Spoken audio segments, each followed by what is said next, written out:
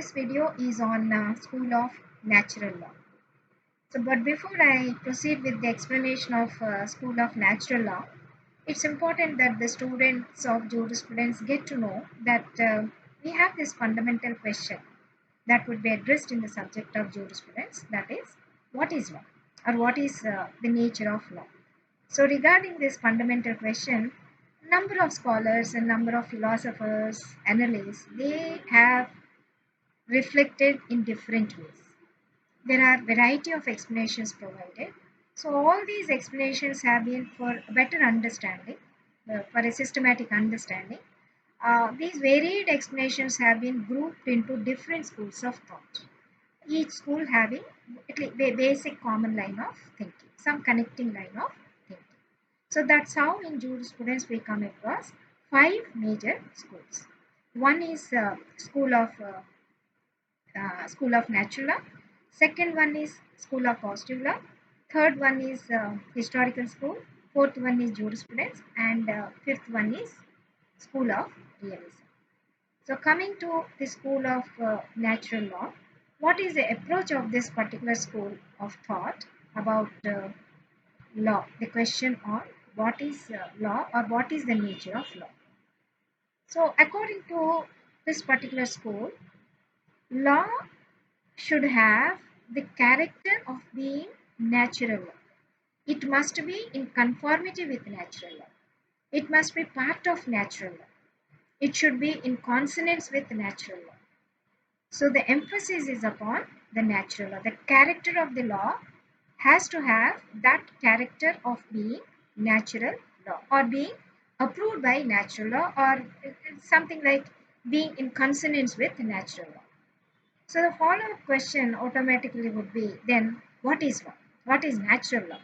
What is the definition of natural law and what is the concept of law? So that we can see that to be in conformity, if there is a definition, we can examine whether a particular law fits in this particular definition. So that way, then obviously you can expect such question as what is the definition of natural law or what is the concept of natural law.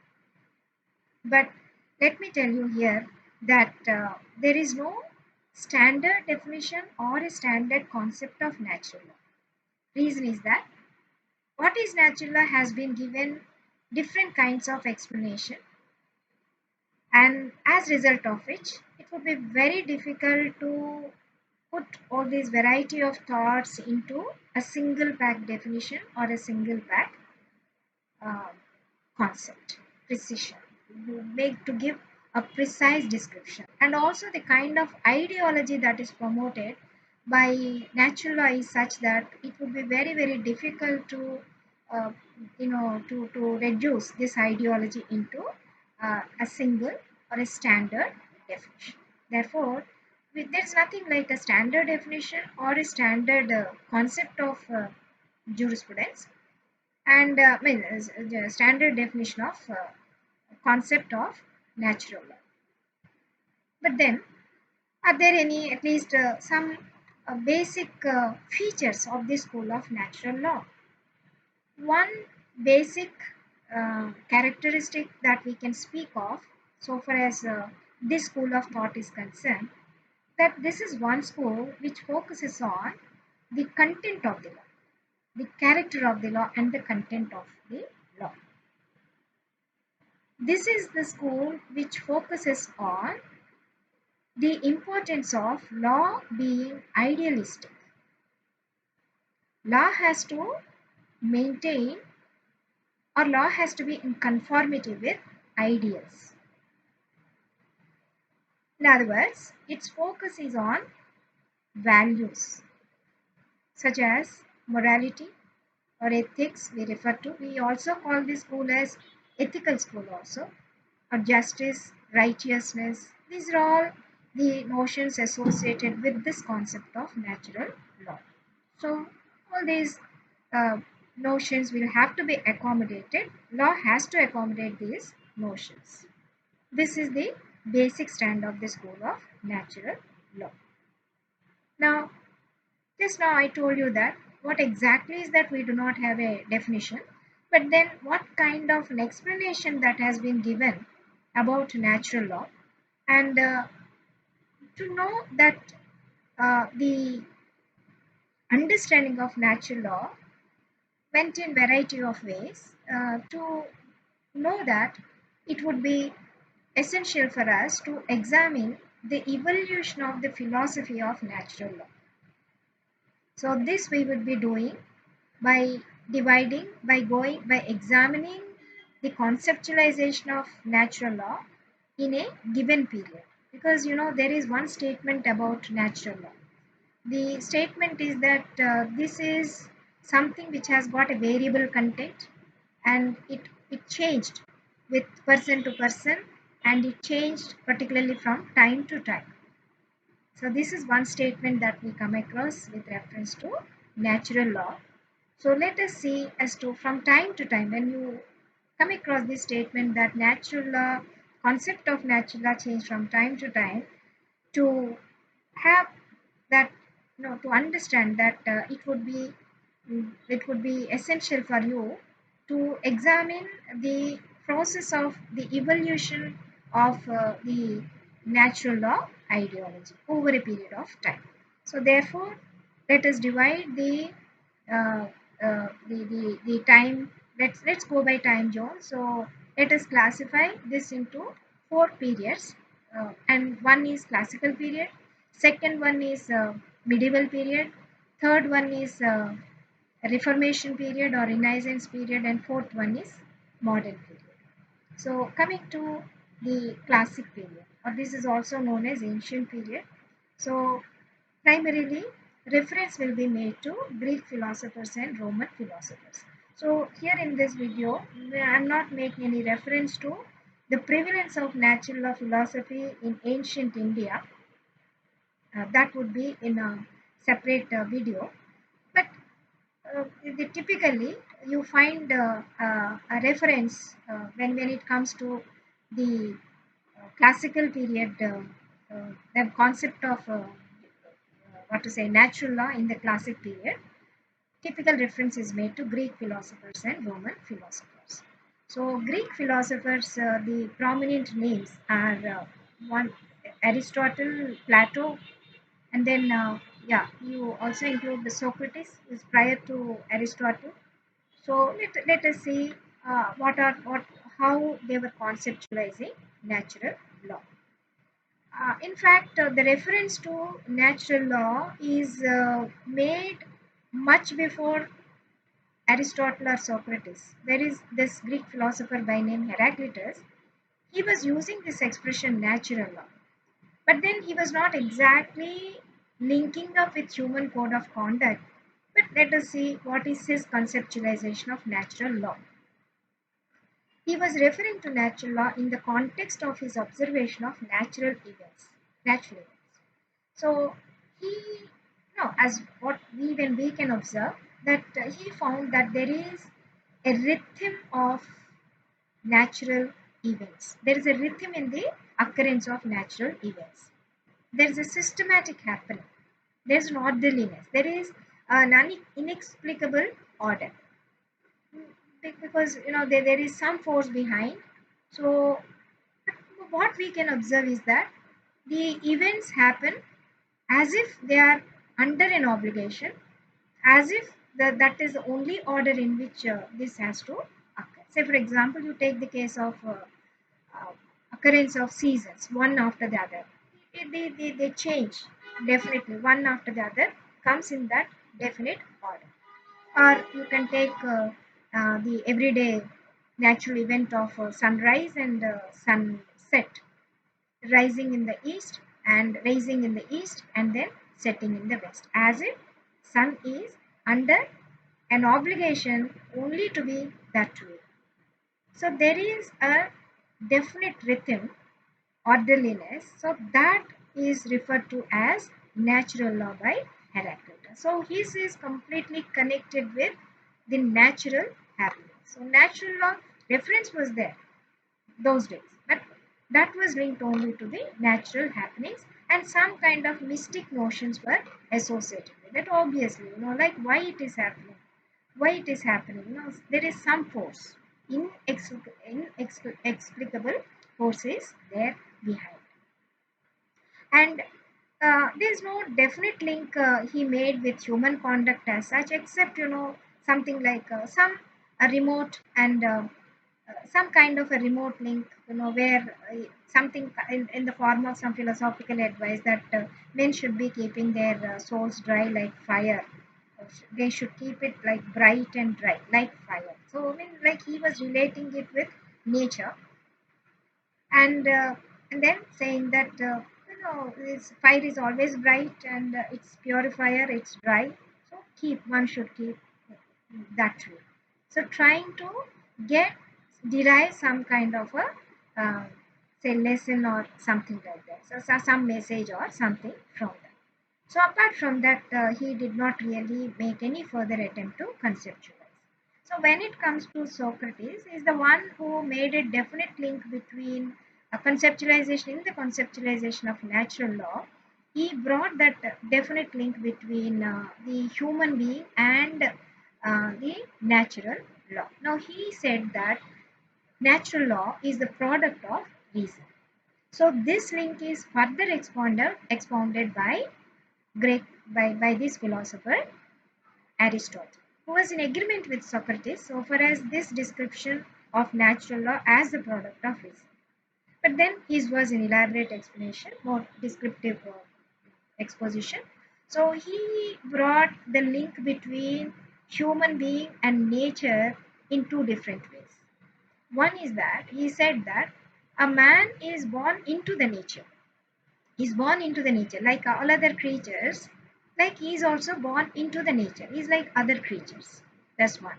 Second thing is that man possesses a natural trait, natural characteristic. That is, he is the one who possesses that rationality. He is the one. It's a natural one. It's not a created one. It's a natural one. Rationality is something which can be which helps you to distinguish between what is right and wrong. What is right and wrong. In carrying oneself, going by what is the right route of conducting oneself and the wrong way. So he's got that rationality. So he gets that command. So he says that out of the inner consciousness, a human being would be able to, that is his out of the reasoning. What Socrates said is that natural law is a product of the reason. So it is a product of the human reason, is a product of the human reason. So which comes out of the inner consciousness. Inner consciousness. So this is how Aristotle has expounded the concept of natural law, and further he has made further statements like the standards. Standard means here indicates the standard of conduct, the standards which as the standards which are to be conformed by the humans in their conduct. So these standards have got universal character and they are immutable standards. Why does he say that? Because he was they are universal standards, because see, when you say that, when you're deriving, see, what is, I mean, here we understand that Aristotle is deriving the natural law from out of human consciousness, out of human reason. So natural law is a product of the human reason. Fine. And they are universal. The consciousness, the inner conscience of a human being is everywhere, it's going to be the same. It's not, you cannot say that conscience of an American and conscience of African or a conscience of a Indian are going to be different. They're universal, they're one and the same. So these standards which are dictated by the human reason, they are universal in their character. Like a standard that one is not supposed to cause any harm to another. One should not take away the life of another person. If this is a standard of conduct, then such a moral dictate, that kind of a dictate, is commonly felt by any person across the world. So that way he speaks about these standards, natural law based standards, as universal in their character and also immutable. You cannot, they are not liable for change. They don't change. They're one in the same. They're not liable for change. So here perhaps it would be appropriate for us, now that you have developed some basic idea about the approach of the natural law philosophy, perhaps it would be appropriate for us to make a distinction between to the other forms of law and natural law. Now, natural law, the standard of conduct. What are other forms of law? Fundamental difference is that other forms of law are created standards. We create. Suppose we get some standard of conduct from constitutional law or from statutory law or including even customary practice or whatever. They are all created. They are all created by men. We have created. But natural law is not what we have created. If you are talking about inner consciousness, it's not that we have not created. It is there. Only thing is that we have to discover. If you say that if you describe law as a product of this human reason, we have to discover this law. It's for us. It is there from within. So it involves, it's a natural process of discovery is a natural process. There the creation, it's an artificial process. You are creating, but this is already there. Only thing is that that has to be discovered. That is one difference. Second difference is that what Aristotle has pointed out about the standard of conduct being immutable and universal everywhere. But if you look at other forms of law, you don't find the law to have that kind of a universal character. Law of a particular country or law of a particular place varies. That will be different from the law of another place. So they do not have any universality, and this is also something which is liable to be changed. Say, for example, if you take a statute, you will change it. You can modify it, or a constitution can be amended, or a customary practice might get altered over a period of time. So they are liable for change, but standards like this, which are dictated by human reasons, they are immutable. Times, immemorial or whatever it is, they will remain to be the same. They are not liable for any change. And other third most important the difference that we can speak of here is what is called as enforcement. The standard of conduct which are created, otherwise created, which are not natural in their origin, they are implemented. These standards are they are enforced through some external agency. But these standards, inner conscience driven standards, they are not, you cannot say that there's nothing like enforcement of it. Only there's no external enforcement. Self enforcement, your morality, your sense of inner morality dictates that this is not what you're not supposed to do that. So that you have to enforce it. It's not like somebody from external agency to enforce it. So these are the broad distinctions that we can talk about natural law and other forms of law. So reverting back to our discussion on the way the ideology of natural law has evolved over a period of time. So far we have dealt with Greek philosophers and of course followed by Plato, who followed Aristotle. He also uh, believed in the same idea that natural law is a product of human reason. Same idea. And he also says that ultimate justice, ultimately, if justice is essential, like this is what is the expectation. Natural law, what is the natural expectation? There should be some justice. So, justice, ultimate justice, is the product of this conscience. Right? So, this is about Greek philosophers. And coming to Roman scholars, Roman philosophers. So let me tell you that. So what you should understand is that the concept of natural law has got its genesis in the philosophical thoughts. That's the reason why school of natural law, is also known as philosophical school. It has its origin in those philosophical thoughts, and that connection with that philosophical thoughts still continue. Still continue, but essentially it has got its origin in the philosophical thoughts. Now, so far as Rome is concerned, in Rome also Stoic philosophy. So, regarding this natural law, same approach is adopted. What was that of Aristotle. Same thing is the line of thinking of Stoic philosophy also, that this is the dictate of the human reason is one thing.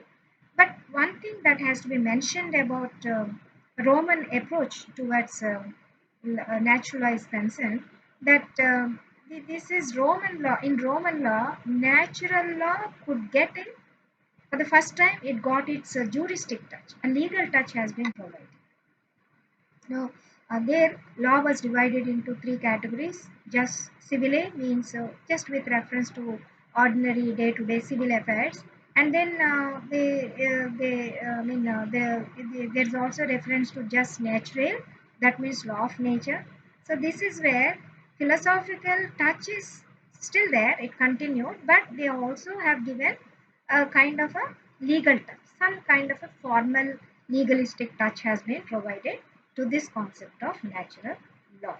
This is what we should be taking note of. Additionally, we also speak of there is a classification, because we were referring to this classification in Rome system, jus gentium, that is something applicable to foreigners. I mean, there we can say that this spirit of natural philosophy, perhaps this is what has what to say, has influenced in trying to provide some kind of a remedial mechanism even to foreign traders also. So let there not be any further discussion about this classification.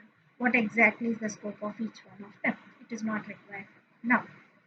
Now, if we have to speak about a specific Roman philosopher, perhaps we can speak about Cicero. Cicero, again, like Aristotle, he also believed that natural law is the product of human reason, and here he made a distinction between the consciousness of rationality of a human being and the mind, human mind. He said that they both of them are different. Say, for example, other man-made laws, they are the products of human mind. But conscious, this is a natural law. What are the standards of conduct that are derived from the human consciousness? This is natural law. So whatever is the product of human mind, that is not as such, it is not natural law, but then it must be in conformity with natural law. So if at all, then that must be in conformity with the natural law. So anyway, he was trying to make a distinction between the rationality of a human being and the mind, human mind.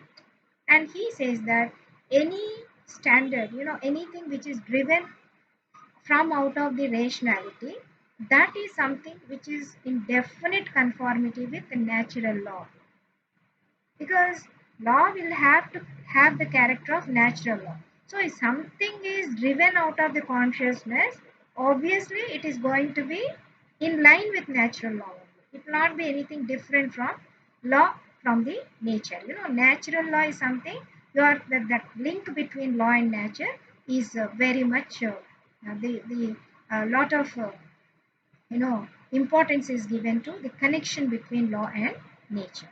So nature as part of, because this is a natural trait, so when something is coming out of human consciousness, obviously it will not be out of there with the natural law. So this is how natural law has been presented during the ancient period. So to put it in a nutshell, we can say that in ancient period, natural law is given such a concept that natural law is the product of human reason.